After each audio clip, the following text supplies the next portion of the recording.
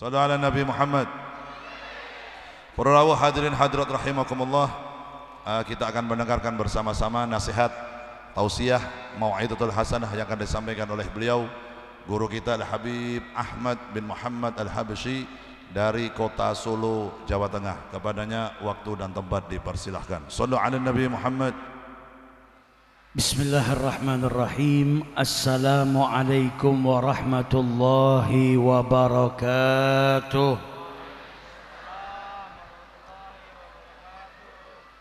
Alhamdulillahi rabbil alamin. Subhanaka la ilma lana illa ma 'allamtana innaka antal alimul hakim. Rabbi shrah li sadri wa yassir li amri wahlul 'uqdatam min lisani yafqahu qawli. Allahumma salli wa sallim ala sayyidina Muhammad miftahi bab rahmatillah adada ma fi ilmillah salatan wa salaman daimaini bidawami mulkillah wa ala alihi wa sahbihi wa man walah, amma ba'du. Hadratul muhtaramin, para alim, para ulama, para habaib, para kiai, para sesepuh yang dimuliakan oleh Allah subhanahu wa ta'ala, wabil khusus akhina fillah Al-Habib Ali Zainal Abidin bin Saggaf As-Saggaf, Al-Habib Luqman bin Yahya yang saya hormati, Gus Arsyad, dan segenap para kiai, para alim, para ulama yang tidak bisa saya sebutkan satu persatu tanpa mengurangi rasa hormat dan ta'zim. Begitu juga yang saya hormati para pejabat pemerintahan baik sipil, TNI maupun Polri, hadirin wal hadirat yang dimuliakan oleh Allah subhanahu wa ta'ala. Semoga hadirnya kita di majelis ini menjadikan dosa-dosa kita diampuni oleh Allah subhanahu wa ta'ala, lan mugi-mugi hajate kula panjenengan diijabahi oleh Allah subhanahu wa ta'ala. Amin ya rabbal alamin. Masya Allah, ini orang segini banyaknya pecinta sholawat semuanya.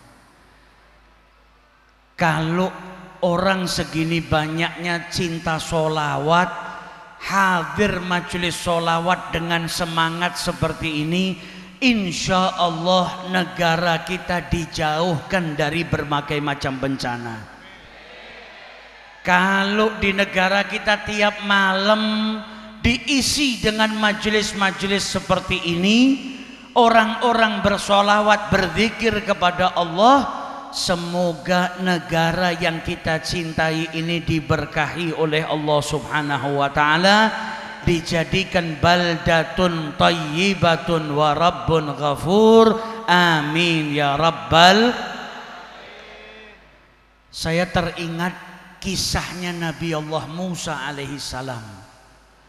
Nabi Musa itu diberi mukjizat oleh Allah belah laut.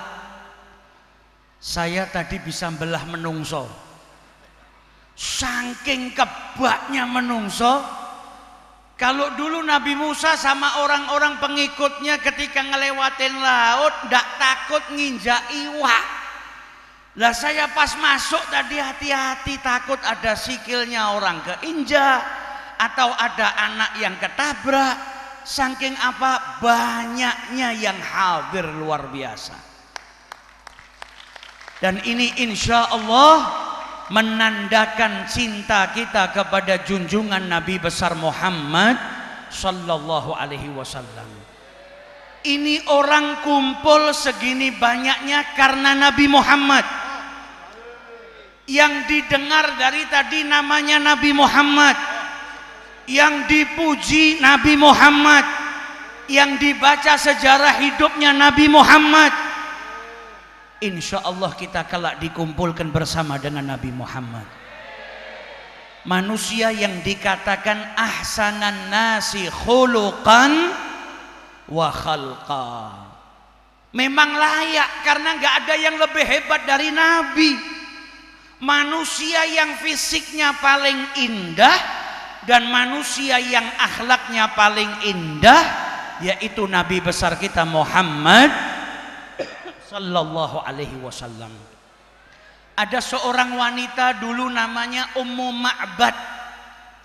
Ummu Ma'bad itu ketika menggambarkan Nabi Muhammad, beliau berkata, wa ajmalun nasa min ba'id. Nabi Muhammad itu orang yang kalau dari jauh sudah nampak keindahannya. Wa ahlahu wa ahsanuhu min qarib. Dan kalau dilihat dari dekat maka lebih indah, lebih baik, yaitu junjungan Nabi besar kita Muhammad sallallahu alaihi. Kanjeng Nabi niku saking adoh mawon sudah kelihatan indahnya. Kata Ummu Ma'bad, apalagi dari dekat. Kalau dari dekat tambah indah, tambah baik, tambah ngeliatkan keistimewaan yang ada pada Nabi besar Muhammad sallallahu alaihi wasallam. Tidak kayak kita, kalau kita dari jauh semrawut, begitu dekat baru ketok ruwete. Aduh elek cedak elek. Kalau Kanjeng Nabi dari jauh indah, dari dekat lebih indah.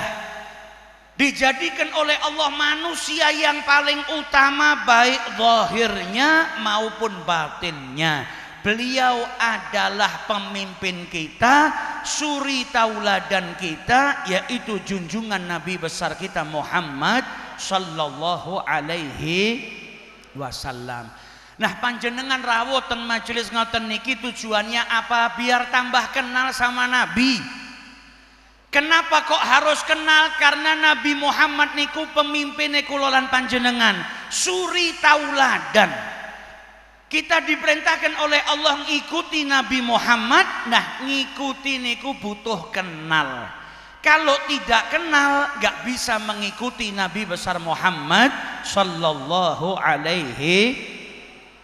Lah panjenengan nek ngikuti Nabi, cinta Nabi, kenal Nabi, apa manfaatnya? Yang paling besar kelak kita akan dikumpulkan dengan beliau di surganya Allah subhanahu. Tentunya di dunia ini kalau jenengan ngikuti Kanjeng Nabi, maka hidup kita akan diberkahi oleh Allah subhanahu wa ta'ala. Nah, di majelis ini kita dikenalkan Nabi Muhammad. Di majelis ini diajarkan kepada kita akhlaknya Nabi Muhammad. Di majelis ini akan diajarkan kepada kita ilmu-ilmu yang dibawa oleh Nabi Muhammad. Di majelis ini akan diajarkan kepada kita wasiat-wasiatnya Nabi besar kita Muhammad sallallahu alaihi wasallam. Malam hari ini kita kumpul di sini niatnya banyak. Ya tasyakuran, ya juga doa bersama dengan hajatnya masing-masing. Malam hari ini seakan-akan kita diingatkan oleh Allah supaya apa? Banyak bersyukur kepada Allah subhanahu. La in syakartum la azidannakum. Kalau kita bersyukur, kenikmatan tadi akan ditambah oleh Allah subhanahu. Walaupun pada hakikatnya kita bersyukur sesuai kadar kenikmatan yang diberikan oleh Allah niku mboten saged. Lah wong ngitung nikmate Gusti Allah mawon kita mboten saged, napa malih syukur sesuai dengan kadar nikmat yang diberikan oleh Allah subhanahu wa ta'ala. Dan kita manusia itu kadang tidak sadar kalau diberi nikmat oleh Allah subhanahu. Makanya Nabi Muhammad itu orang yang paling banyak bersyukur kepada Allah. Beliau bersyukur dengan syukur yang luar biasa. Sampai tiap malam itu bangun malam, kemudian sholat tahajud, sholat malam sampai kakinya bengkak. Istrinya berkata, ya Rasulullah, panjenengan niku maksum, mboten gadah dosa, jenengan itu ahli surga. Lah kenapa kok sampai sholat bersusah payah sampai kakinya bengkak? Apa jawab Nabi Muhammad? Afala akunu abdan syakura. Tujuannya Nabi Muhammad ibadah kakinya sampai bengkak untuk apa? Bersyukur kepada Allah Subhanahu. Kanjeng Nabi niku nek setelah makan sampai syukurnya apa? Bersyukur atas kenikmatan makanan yang masuk ke dalam perut, kemudian bisa keluar. Sehingga diriwayatkan para wali Allah itu ada yang kalau keluar dari kamar mandi selesai buang hajat, itu keluar dari kamar mandi sujud syukur. Ditanya, loh jenengan kok sujud syukur keluar dari kamar mandi, kenapa? Karena kenikmatan yang diberikan oleh Allah. Nikmat apa? Bisa makan, bisa masukkan makanan ke dalam perut, dan bisa keluar dari perut. Makanya bahkan buang hajat itu merupakan nikmat yang diberikan oleh Allah Subhanahu wa taala. Coba kalau orang bisa ngisi perutnya tapi nggak bisa ngeluarkan. Na'udzubillahi min dzalik. Nggak usah makanan. Nyuwun sewu. Kadang ada orang kena sakit nggak bisa ngentut. Ya Allah, mau ngentut saja bayar jutaan masuk rumah sakit. Ngentut itu nikmat, tapi jangan kentut sembarangan. Jangan terus didalili nikmat. Loh, itu nikmat, saya mau berbagi nikmat. Wah. Tapi itu merupakan nikmat dari Allah, yang mana para kekasih Allah itu mensyukuri setiap nikmat yang diberikan oleh Allah Subhanahu. Kita itu kadang tidak sadar, persendian saja itu nikmat saking Gusti Allah. Makanya orang itu dituntut untuk apa? Bersedekah atas setiap persendian yang diberikan oleh Allah Ta'ala. Yang artinya apa? Dituntut untuk berbuat baik. Bayangkan persendiannya jenengan itu nggak main. Akhirnya apa? Punya driji nggak bisa ditekuk. Meh nulis kangelan. Punya tangan sendinya nggak main, nggak bisa nekuk. Maka persendian yang ada di tubuh kita ini merupakan kenikmatan juga yang diberikan oleh Allah Subhanahu. Nah, malam hari ini kita dielingno kali Gusti Allah. Untuk apa? Lebih banyak bersyukur kepada Allah Subhanahu. Satu-satunya cara agar kenikmatan tidak sirna, tidak hilang, melainkan ditambah oleh Allah, caranya bagaimana? Dengan bersyukur kepada Allah Subhanahu wa ta'ala. Diparingi rezeki, bersyukur dengan apa? Gunakan rezekinya di jalan Allah. Dikasih sehat, bersyukur dengan apa? Menggunakan kesehatannya untuk taat kepada Allah. Apa saja kenikmatan yang diberikan oleh Allah disyukuri, agar apa? Kenikmatan tadi ditambah oleh Allah Subhanahu wa ta'ala. Nah, kula lan panjenengan malam hari ini kumpul di sini juga doa bersama. Insya Allah yang kesusahan diberikan jalan keluar dari setiap kesusahannya. Yang sakit diberi kesembuhan oleh Allah Ta'ala.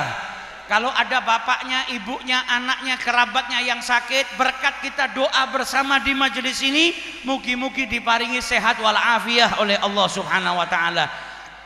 Yang punya hajat apapun, majelis seperti ini ada zikirnya, ada sholawatnya, kumpul orang banyak, ada wali-walinya Allah, maka insya Allah setiap doa yang kita panjatkan diijabahi oleh Allah Subhanahu.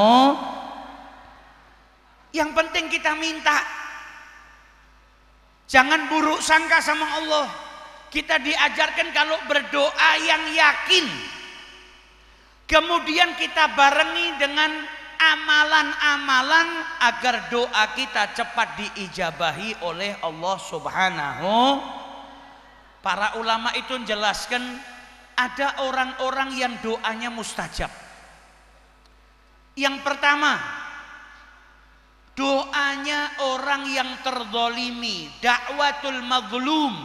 Doanya orang yang dizalimi niku mustajab, baik muslim ataupun non muslim, baik itu orang soleh atau ahli maksiat sekalipun. Maka hati-hati ojo nganti awake dhewe ngenzalimi wong liya. Karena apa? Doanya orang yang terzalimi itu mustajab. Bahkan kalau orangnya ahli maksiat sekalipun, kalau dia dizalimi, berdoa meminta kepada Allah diijabahi oleh Allah Ta'ala. Kemudian doanya musafir, orang yang berpergian dengan alasan yang baik. Doanya orang yang sedang sakit itu mustajab. Makanya dulu orang-orang soleh nek nilii orang yang sakit, mendoakan orang yang sakit supaya diberi kesembuhan. Terus mereka minta didoakan juga, karena doanya orang yang sakit itu mustajab. Kemudian doanya orang tua untuk anaknya, maka orang tua jangan pernah bosan doakan anaknya. Doanya anak yang soleh juga dikatakan mustajab. Doanya orang yang bangun malam di sepertiga malam yang terakhir, wabil ashari hum yastaghfirun. Di sepertiga malam yang terakhir itu Allah menyerukan kepada hambanya, ada yang punya hajat, saya berikan hajatnya. Maka kita kalau punya hajat banyak, punya banyak doa, bangun malam kita memohon kepada Allah Subhanahu wa Ta'ala agar hajat-hajat kita dikabulkan oleh Allah Subhanahu. Kita diajari juga sama para ulama, sholawat itu juga salah satu sarana supaya doa kita diijabahi oleh Allah. Kalau doa buka dengan memuji kepada Allah, kemudian barengi setelah itu sholawat. Setelah berdoa tutup dengan sholawat, insya Allah doanya diijabahi oleh Allah Subhanahu. Tidak ada yang mustahil. Intinya kita apa? Ikhtiar tetap dijalani, kemudian berdoa memohon kepada Allah, mugi-mugi sing dadi hajate panjenengan diijabahi oleh Allah Subhanahu wa Ta'ala. Banyak istighfar bikin doa diijabahi. Dulu ada salah seorang ulama besar namanya Imam Ahmad ibnu Hambal. Imam Ahmad ibnu Hambal itu suatu ketika tiba-tiba punya keinginan untuk pergi ke satu kota tapi nggak ada tujuan. Panjenengan kalau ada yang tadi datang dari Rembang, mau kemana? Mau ke majelis ini, ke kota ini, ada tujuannya. Mau apa? Hadir sholawatan. Atau jenengan kalau dekat hari raya mudik, mau apa? Pulang ke rumahnya orang tua. Nah ini Imam Ahmad ibnu Hambal tiba-tiba pingin pergi ke satu kota, tapi nggak tahu mau ngapain. Tiba-tiba punya keinginan saja. Sampai di kota itu singgah di masjid, sholat. Habis sholat waktu sudah malam. Lawang namanya beliau nggak punya tujuan kemana, ya akhirnya mau tidur di masjid. Nah saat itu di zaman itu ada orang terkenal, orang banyak dengar namanya, tapi kalau belum pernah ketemu orangnya ya nggak tahu. Zaman dulu belum ada sosial media, maka marbotnya masjid itu nggak tahu kalau yang jadi tamu Imam Ahmad ibnu Hambal. Ketika beliau mau istirahat ditanya, kau mau apa? Saya mau istirahat, saya musafir datang dari jauh. Nggak bisa, ini masjid tempat sholat, bukan tempatnya tidur. Niku Imam Ahmad ibnu Hambal ditarik keluar dari masjid. Kalau marbotnya tahu itu yang ditarik Imam Ahmad ibnu Hambal, kalau perlu mungkin satu kota rebutan rumahnya diinepi sama Imam Ahmad ibnu Hambal. Dia nggak tahu.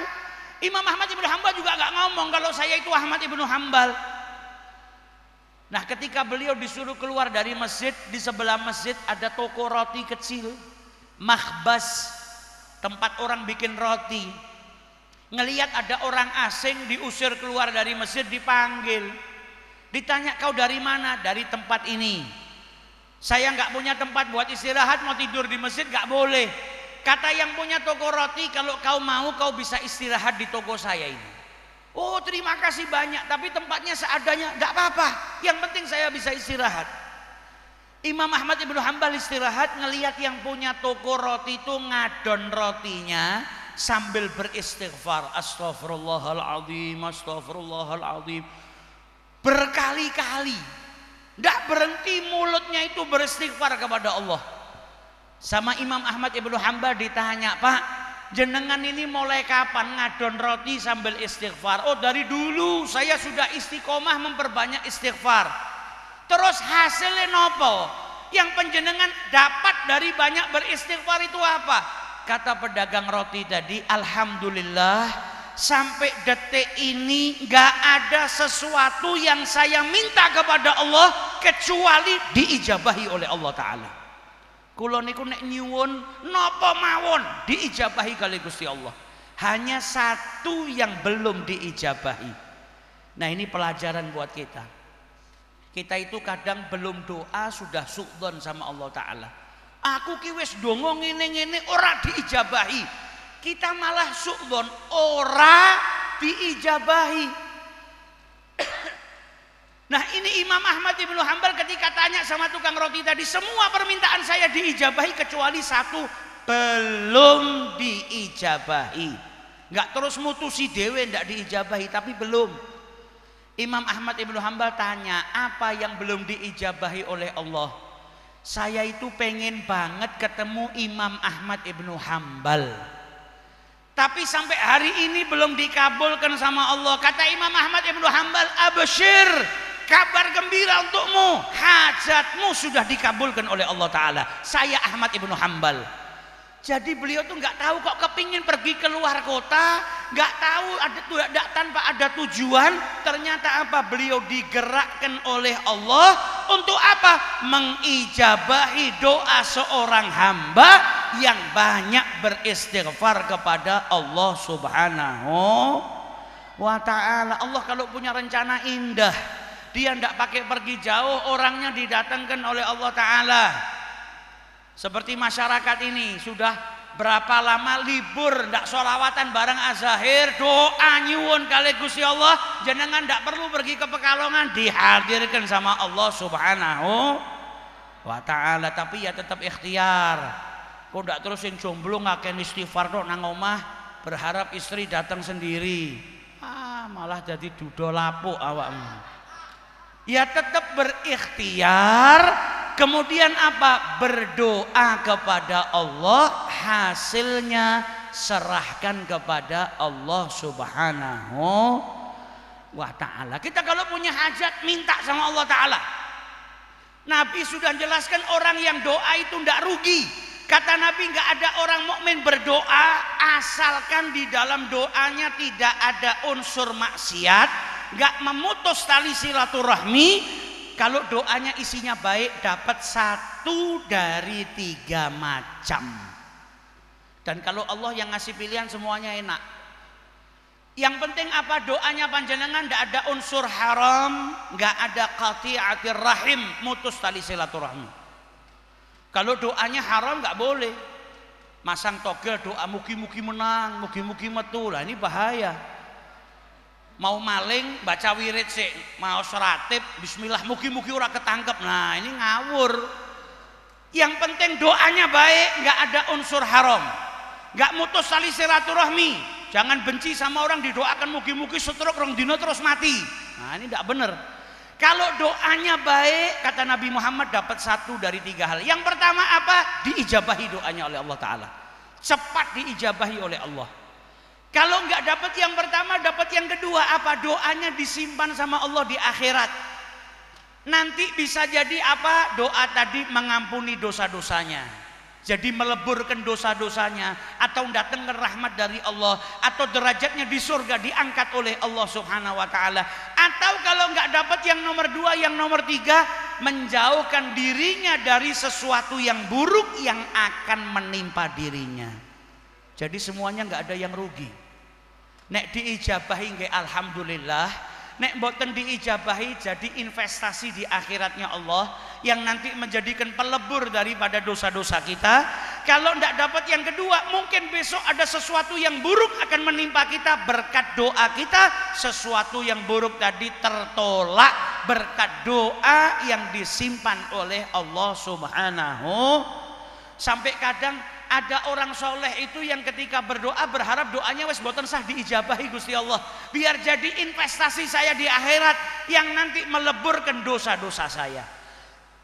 Sahabat Nabi ketika mendengar bilang apa? Kalau begitu kita perbanyak doa ya Rasulullah. Kenapa nggak ada ruginya? Kata Nabi Muhammad, perbanyak berdoa dan gudangnya Allah tidak pernah habis. Sebanyak apapun engkau memohon kepada Allah dan itu diberikan semua oleh Allah Ta'ala, tidak mengurangi sedikit pun daripada gudangnya Allah Subhanahu wa Ta'ala. Jadi tugas kita nih yang ekonominya masih sempit, banyak berdoa kepada Allah, sertai dengan amal soleh, perbanyak sholawat, perbanyak istighfar, yakin kepada Allah Subhanahu wa Ta'ala sambil ikhtiar. Insya Allah ikhtiarnya diberkahi oleh Allah Subhanahu wa Ta'ala. Dan jangan malas untuk berdoa, jangan hanya ngandalkan ikhtiar. Kalau ngandalkan ikhtiar nggak minta pertolongannya Allah susah. Tapi selain berikhtiar, kita mohon pertolongan kepada Allah Subhanahu. Yang tahun ini nggak berangkat haji, doa ya Rabb, mugi-mugi tahun depan saya bisa berangkat haji. Jangan mikir duitku nang ATM sak yuta tok terus priye carane haji. Tetap ikhtiar, caranya piyenya serahkan kepada Allah Subhanahu. Idza arada syai'an ayyaqula lahu kun fayakun. Beberapa tahun yang lalu itu ada orang kerja di televisi, kerjaannya nyuting hutan. Jangan tahun ningali acara TV yang nyuting harimau, kemudian nyuting buaya. Ini dia sedang pergi ke negara Afrika, masuk ke hutan nyuting. Zaman sekarang canggih, sudah ada drone. Pesawat kecil itu diterbangkan bisa nyuting dari atas. Delalah dronenya error, nyasar jatuh ke perkampungan.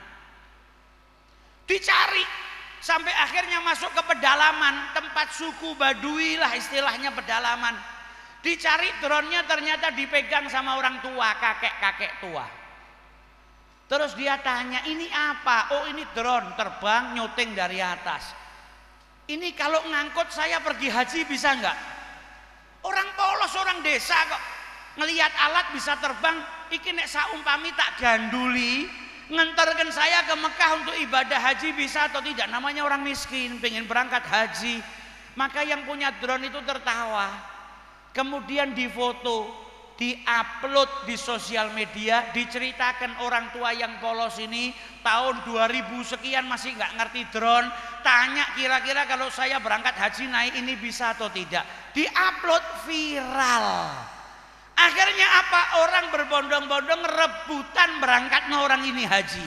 Idza arada syai'an ayyaqula lahu kun fayakun. Allah kalau punya kerja indah, yang penting apa? Jenengan ikhtiar, kemudian berdoa kepada Allah, hasilnya pasrahkan kepada Allah Subhanahu wa Ta'ala. Kita doakan saudara-saudara kita yang berangkat haji, insya Allah pulang pergi selamat, hajinya diterima oleh Allah Ta'ala.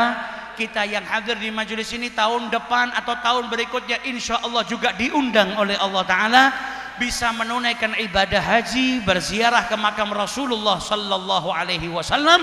Dan semoga yang jadi hajatnya panitia penyelenggara diijabahi oleh Allah Ta'ala, hajat kulolan panjenengan diijabahi oleh Allah Ta'ala berkat bersolawat kepada Nabi besar Muhammad Sallallahu Alaihi Wasallam. Dan kita doakan juga negara yang kita cinta ini semoga senantiasa diberikan keamanan oleh Allah Ta'ala, dijauhkan daripada tangan-tangan yang tidak bertanggung jawab yang hendak memecah belah bangsa ini. Dan semoga negara kita diberkahi oleh Allah, diberikan keamanan oleh Allah, diberikan tumakninah oleh Allah Ta'ala, diberkahi oleh Allah Ta'ala. Dan para pejabat kita yang bertugas di pemerintahan ini semoga diberikan taufik dan hidayah oleh Allah Ta'ala, diberikan kemudahan untuk terus melaksanakan amanahnya dan memberikan maslahat kepada kita semua, amin ya rabbal alamin. Dan kita doakan para ulama kita dipanjangkan usianya oleh Allah Ta'ala, diberikan kesehatan oleh Allah Subhanahu wa Ta'ala, sehingga bisa terus membimbing kita ke jalan yang diridhai oleh Allah Subhanahu wa Ta'ala, amin ya rabbal alamin. Wallahul muwaffiq ila aqwamit thariq. Assalamu alaikum warahmatullahi wabarakatuh. Waalaikumsalam warahmatullahi wabarakatuh. Dihaturkan ribuan terima kasih pada beliau guru kita Al-Habib Ahmad bin Muhammad Al-Habsyi dari Solo yang telah menyampaikan nasihatnya pada acara kita malam hari ini. Semoga apa yang beliau sampaikan tadi insyaallah bermanfaat bagi diri kita, bermanfaat bagi siapapun yang mendengarkan, baik secara langsung ataupun secara live streaming YouTube. Mudah-mudahan bisa merubah diri kita sedikit demi sedikit semakin lebih baik. Semakin baik amal ibadah kita, semakin baik iman kita, semakin baik akhlak kita, dan insyaallah bukan hanya kita mencintai Nabi tapi juga dicintai oleh Nabi Muhammad SAW. Allahumma amin ya rabbal alamin.